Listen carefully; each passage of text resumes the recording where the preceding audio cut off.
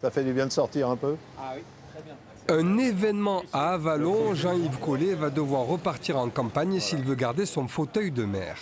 Élu à chaque fois au premier tour lors de ses précédents mandats, il lui faut cette fois-ci passer par un second tour, mais lui n'y voit ni camouflé, ni désaveu des électeurs.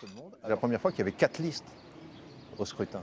Et 4 listes, ça éparpille davantage les voix, donc c'est un petit peu plus compliqué de faire une élection en un seul tour. Ceci étant, il a manqué, comme vous le savez, moins de 30 voix. Avec un taux d'abstention de plus de 57%, le premier tour des municipales n'a pas passionné les Avallonnais.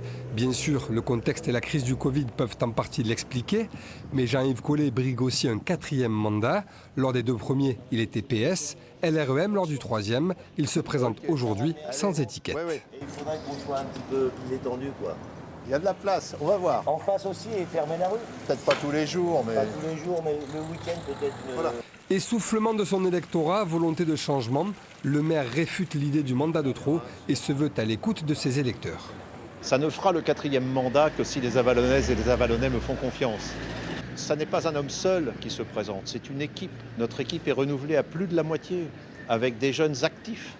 Le maire sortant aura face à lui la liste emmenée par Sonia Patouré. Avec plus de 35% au premier tour, la candidate LR est arrivée en seconde position. Sur sa liste figure André Villiers, avec qui elle pose sur les tracts de campagne. Le député de la circonscription est omniprésent lors de ces élections. Sonia Patouré, elle, revendique son indépendance. Qu'André Villiers soutienne notre projet, c'est une chose. Après, me dire que je suis la candidate d'André Villiers, c'est pas tout à fait le cas. Donc André Villiers est présent, il nous soutient, mais cette liste n'est pas la liste d'André Villiers.